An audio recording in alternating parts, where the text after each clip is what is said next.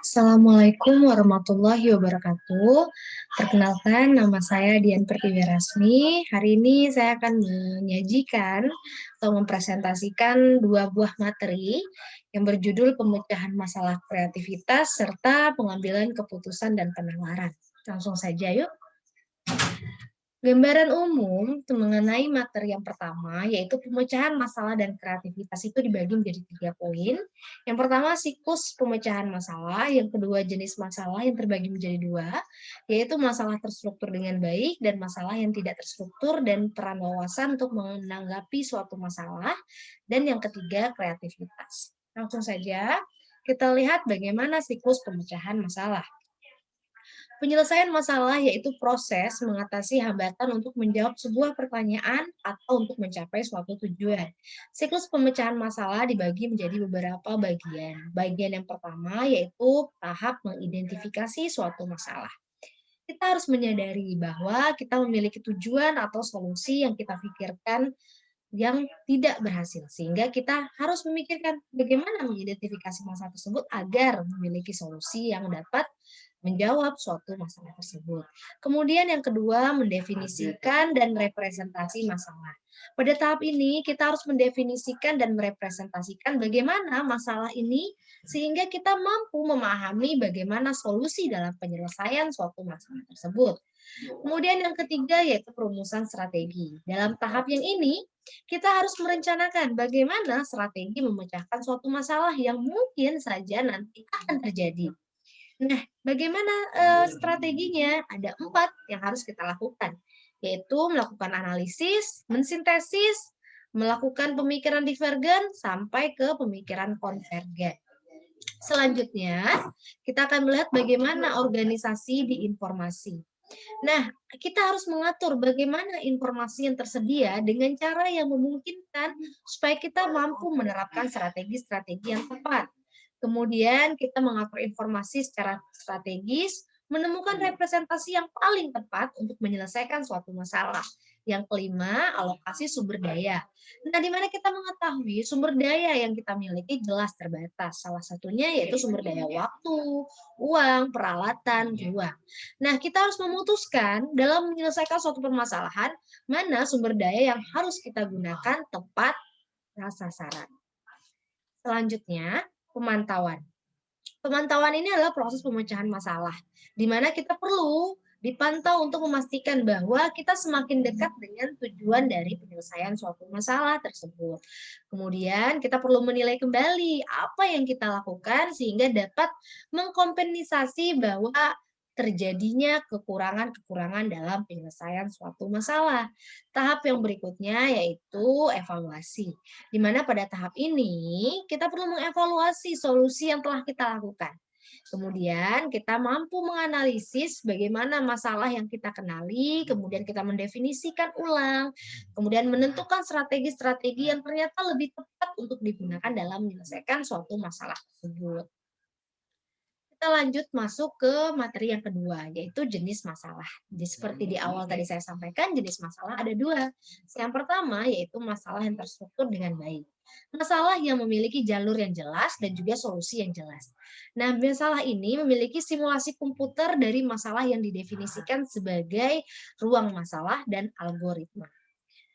Nah, masalah yang terstruktur dengan baik ini dibagi lagi menjadi beberapa komponen. Yang pertama yaitu manusia menggunakan heuristik.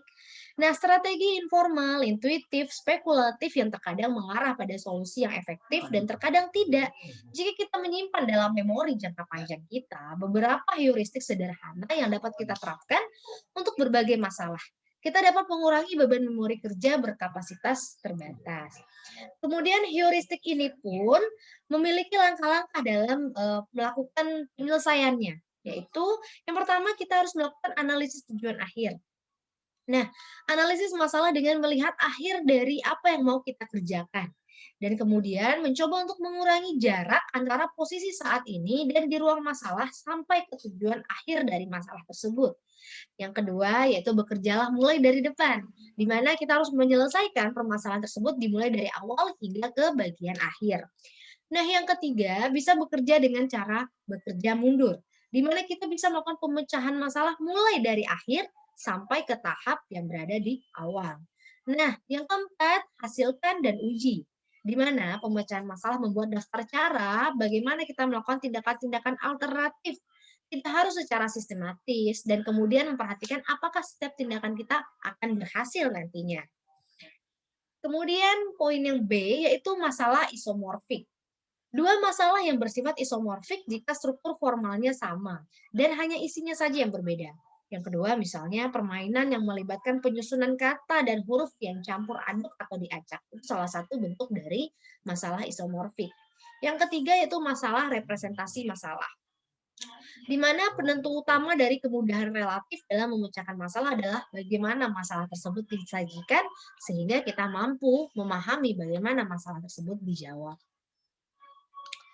Jenis masalah yang kedua yaitu masalah tidak terstruktur, beserta bagaimana peran wawasan untuk menjawab dari suatu masalah tersebut.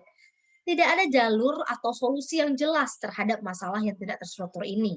Masalah yang tidak terstruktur tidak memiliki ruang masalah yang terdefinisi dengan baik. Dan pemecahan masalah mengalami kesulitan untuk membangun representasi mental yang sesuai untuk memodelkan masalah ini beserta solusinya. Nah, salah satu bentuk contoh dari masalah tidak terstruktur ini adalah ini. Kita lihat sama-sama di monitor, yaitu seorang wanita yang tinggal di kota kecil menikahi 20 pria yang berbeda di kota yang sama. Semuanya masih hidup dan dia tidak pernah menceraikan satupun dari mereka. Namun dia tidak melanggar hukum. Bagaimana dia bisa melakukan ini? Nah, saudara sekalian bisa memikirkan jawabannya di rumah atau di rumah masing-masing. Kemudian jenis masalah yang tidak terstruktur. Poin C, yaitu pemahaman yang khas dan terkadang tampak tiba-tiba tentang suatu masalah atau strategi yang membantu dalam memecahkan masalah. Kemudian, seringkali wawasan melibatkan rekonseptualisasi masalah atau strategi untuk solusinya dengan cara yang sama sekali baru. Kemudian, pemahaman dapat dilibatkan dalam memecahkan masalah yang terstruktur dengan baik, tetapi lebih sering dikaitkan dengan masalah-masalah yang tidak terstruktur. Nah, dalam menyelesaikan masalah yang tidak terstruktur tadi, ada peran wawasan di dalamnya. Apa sih peran wawasan dalamnya? Bisa kita lihat, menurut pandangan ahli Gestalt awal, di mana masalah wawasan membutuhkan pemecahan masalah untuk memahami masalah-masalah tersebut secara keseluruhan. Tampilan tidak ada atau khusus. Wawasan hanyalah perpanjangan dari mengamati, mengenali, belajar, dan memahami. Itu adalah proses dari pengetahuan wawasan seseorang untuk menyelesaikan suatu masalah yang tidak terstruktur tadi. Kemudian, pandangan neo-gestaltis mengatakan bahwa pemecahan masalah yang berwawasan dapat dibedakan dari pemecahan masalah yang tidak berwawasan dengan dua cara. Yang pertama yaitu ketika kita diberikan masalah, ya, yang rutin untuk dipecahkan, pemecahan masalah menunjukkan ketepatan yang luar biasa dalam kemampuan mereka untuk memprediksi keberhasilan mereka sendiri dalam memecahkan suatu masalah. Kemudian cara yang kedua, saat diberi wawasan masalah, pemecah masalah menunjukkan kemampuan yang buruk untuk memprediksi keberhasilan mereka sendiri sebelum mereka mencoba menyelesaikan masalah. Jadi mereka memprediksi dulu yang kedua dan ternyata hasilnya buruk sebelum mereka melakukan percobaan menyelesaikan masalah tersebut. Bagian yang ketiga yaitu kreativitas. Kreativitas adalah proses menghasilkan sesuatu yang orisinil dan bermanfaat. Individu kreatif menunjukkan produktivitas kreatif, menghasilkan penemuan-penemuan berwawasan, karya seni, paradigma revolusioner. Individu kreatif biasanya memiliki gaya hidup yang kreatif pula, ditandai dengan fleksibilitas perilaku non-stereotip. Nah, ada berapa banyak yang Anda produksi? Biasanya ini adalah berupa pertanyaan-pertanyaan orang kreatif. Berapa banyak yang Anda produksi? Nah, individu kreatif ini ya dapat menemukan banyak sekali cara dalam menyelesaikan suatu masalah. Nah, kemudian pertanyaan yang kedua yang sering timbul pada orang-orang kreatif yaitu apa yang Anda ketahui? Nah, apa yang membedakan individu yang sangat kreatif dengan yang kurang kreatif, yaitu keahlian dan komitmen mereka dalam melakukan upaya-upaya kreatif supaya mendapatkan suatu jawaban dari permasalahan tersebut. Kemudian bagaimana peran dari orang kreatif itu? Siapakah kamu? Nah, peran kepribadian dan motivasi dalam kreativitas itu sangat mempengaruhi. Salah satunya itu motivasi intrinsik dan ekstrinsik. Di mana motivasi intrinsik ini adalah kenikmatan proses kreatif yang sangat berperan dalam proses kreativitas seseorang. Sedangkan motivasi ekstrinsik adalah bagaimana ketenaran, keberuntungan, hoki ya yang bisa menghambat kreativitas. Kadang seseorang merasa, oh saya sudah bisa nih, padahal itu hanya kebetulan atau keberuntungan sehingga bisa menghambat kreativitas seseorang. Nah, yang kedua yaitu di mana kamu berada. Ada dua poin yang digarisbawahi pada poin di mana seseorang itu bisa berada dalam kategori kreativitas, yaitu faktor eksternal yang berkontribusi pada kreativitas serta konteks waktu, ruang, dan sumber daya dari hasil karya seorang yang kreatif. Kita masuk ke kajian yang kedua, yaitu mengenai materi pengambilan keputusan dan penalaran. Nah, dalam materi yang kedua ini ada 4 bagian yang akan dijelaskan. Yang pertama yaitu teori keputusan klasik, yang kedua heuristik dan bias, dan yang ketiga kekeliruan, dan yang terakhir pengambilan keputusan kelompok. Nah, teori keputusan klasik, pada teori keputusan klasik ini, berdasarkan asumsi dan rasionalitas, orang-orang membuat pilihan untuk memaksimalkan sesuatu yang bernilai apapun itu. Model matematis pengambilan keputusan manusia terlalu terbatas, tidak memperhitungkan susunan psikologis dari setiap pengambilan keputusan. Teori utilitas yang diharapkan subjektif. Tujuan tindakan manusia adalah mencari kesenangan dan menghindari kesakitan. Dalam melakukannya, kita masing-masing selalu menggunakan kalkulasi atau perhitungan. Utilitas subjektif berdasarkan pada penilaian utilitas individu, bukan pada kriteria objektif. Sedangkan probabilitas subjektif berdasarkan perkiraan kemungkinan individu, bukan pada perhitungan statistik. Teori ini didasarkan pada keyakinan bahwa orang berusaha untuk mencapai keputusan yang beralasan. Berdasarkan, yang pertama ya jelas, pertimbangan. Pertimbangan semua kemungkinan alternatif yang akan diketahui nantinya. Kemudian, gunakan sebanyak mungkin informasi yang tersedia. Yang kemudian, menimbang bagaimana biaya dan manfaat dengan cermat dan menghitung probabilitas. Dan yang terakhir, tingkat penalaran yang harus dimaksimalkan. Namun pengambilan keputusan manusia lebih kompleks daripada yang disyaratkan oleh teori-teori yang sudah disebutkan tadi. Kemudian, menurut materi berikutnya yaitu heuristik dan bias. Menurut Amos Tversky dan Daniel Kahneman, orang mungkin jauh lebih mungkin untuk membuat keputusan berdasarkan bias atau heuristik daripada yang disarankan oleh penelitian pengambilan keputusan sebelumnya, ya. Jadi melakukan probabilitas, kemungkinan, dan teori-teori klasik lainnya, orang cenderung akan memilih heuristik dan bias. Ini salah satu jalan pintas menurut Amos Tversky dan Daniel Kahneman. Pintasan mental ini meringankan beban kognitif bagi seseorang dalam menentukan keputusan atau membuat keputusan. Tetapi juga menjadi peluang yang sangat besar bagi seseorang untuk melakukan kesalahan dalam pengambilan keputusan. Ini ada salah satu contoh dari heuristik dan bias ini.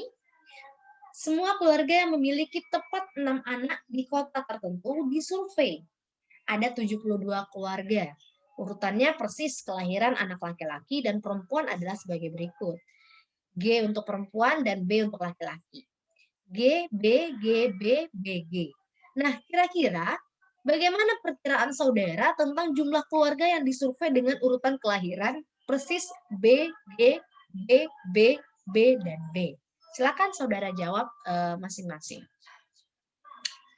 Heuristik dan bias mengenai keterwakilan tadi, saat kami menggunakan heuristik keterwakilan, di mana kami menilai kemungkinan atau probabilitas dari suatu peristiwa yang tidak pasti menurut bagaimana seberapa jelas kemiripan atau representasi populasi dari mana ia berasal, dan sejauh mana hal itu mencerminkan fitur-fitur penting dari proses yang menghasilkan. Nah, contoh slide yang tadi ya, urutan kelahiran pertama dianggap lebih mewakili jumlah perempuan dan laki-laki dalam populasi. Namun urutan kelahiran manapun kemungkinan besar terjadi secara kebetulan. Nah, pertanyaan berikutnya dari teori heuristik dan bias ini, apakah ada kata lain dalam bahasa Inggris yang diawali dengan huruf R atau yang memiliki huruf R sebagai huruf ketiganya?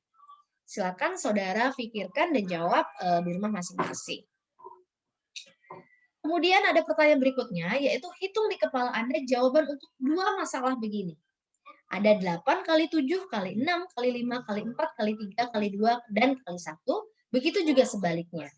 Nah, kira-kira berapa ya hasilnya? Nah, ketersediaan kami membuat penilaian berdasarkan seberapa mudah kami dapat mengingat apa yang kami anggap sebagai contoh relevan dari suatu fenomena. Misalnya kata-kata yang dimulai dengan huruf R. Apa kira-kira? Tadi saudara sudah memikirkan sendiri, kira-kira kata-kata bahasa Inggris yang dimulai dengan huruf R apa saja ya? Nah, itu termasuk dari ketersediaan. Tapi ada menurut heuristik penahan dan penyesuaian. Nah, untuk yang teori yang hitung-hitungan kali tadi, ya di mana orang-orang akan memberikan perkiraan yang lebih tinggi untuk urutan pertama daripada yang kedua. Karena perhitungan mereka untuk jangkar beberapa digit pertama dikalikan satu sama lain menghasilkan perkiraan yang lebih tinggi dari mana mereka membuat penyesuaian untuk mencapai perkiraan akhir. Jadi cenderung orang memilih bagaimana mereka akan menyelesaikan soal yang mereka kira lebih mudah. Apakah dari angka 1 kali 2 atau dari angka 8 kali 7. Kemudian terlalu percaya diri. Dari penilaian individu yang berlebihan atas keterampilan pengetahuan dan penilaian sendiri, orang cenderung melebih-lebihkan keakuratan penilaian pada diri mereka. Contoh, ketika orang 100% yakin akan jawaban mereka, mereka ternyata hanya benar 80% dari waktu mereka menjawab tersebut. Kekeliruan.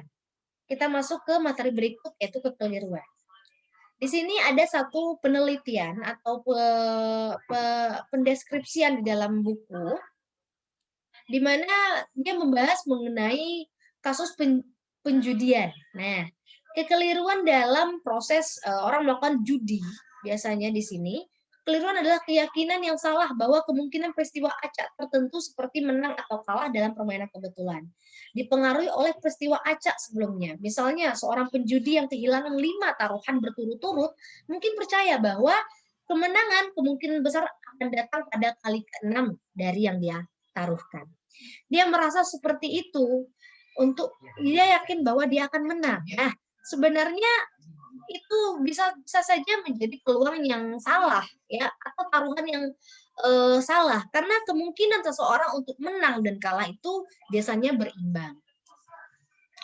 Kemudian, heuristik keterwakilan juga dapat mendorong individu untuk terlibat dalam kekeliruan konjungsi selama penalaran probabilistik.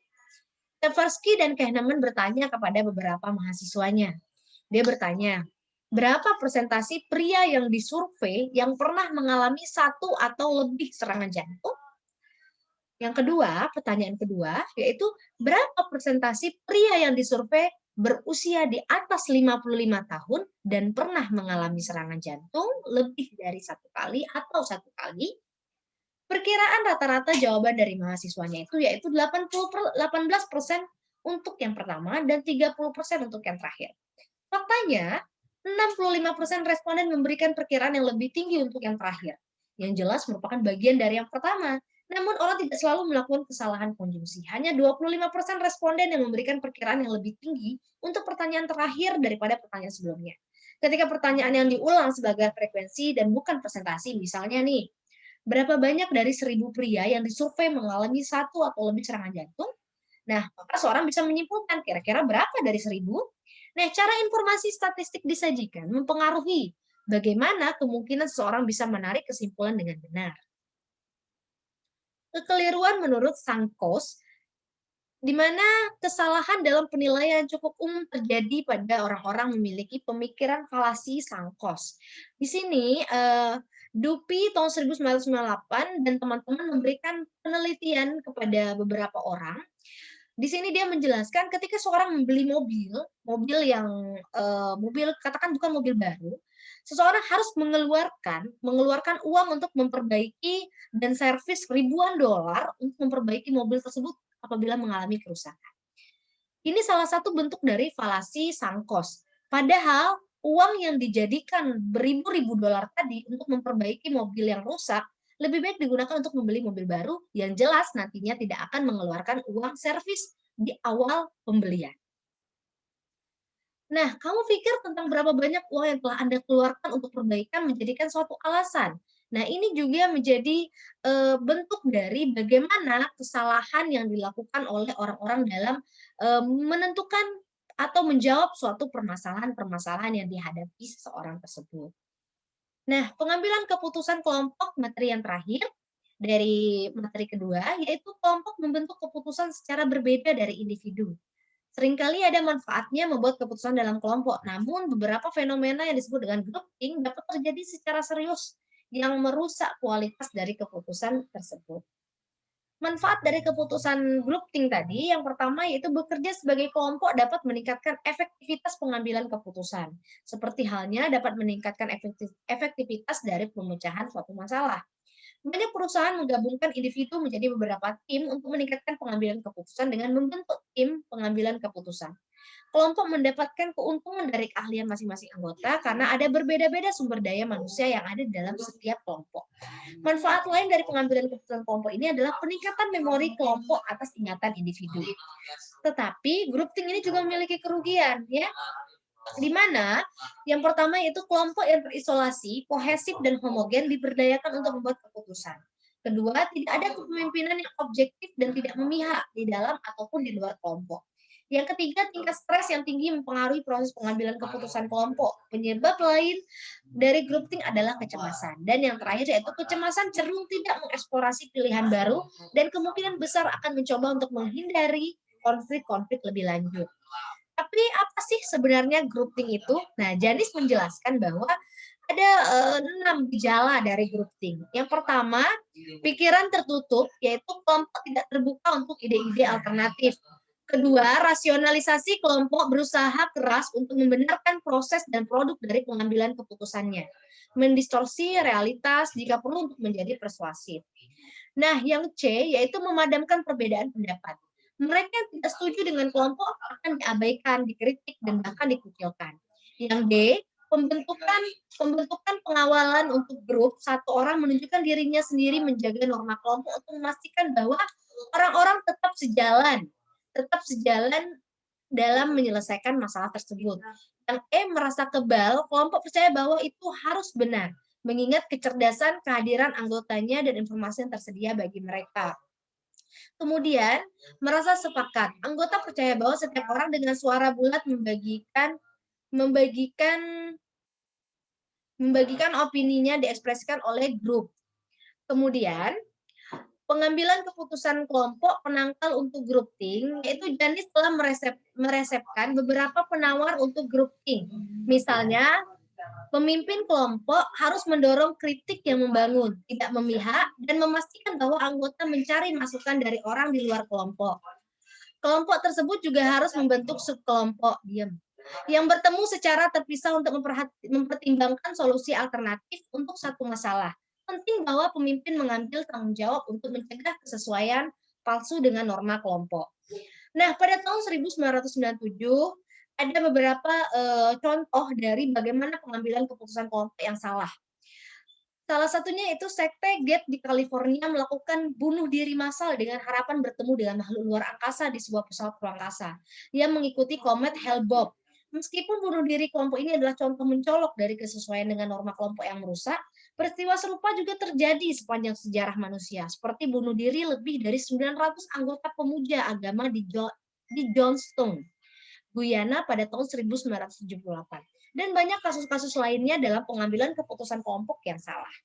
Saya rasa cukup untuk presentasi saya hari ini. Saya ucapkan terima kasih. Wassalamualaikum warahmatullahi wabarakatuh.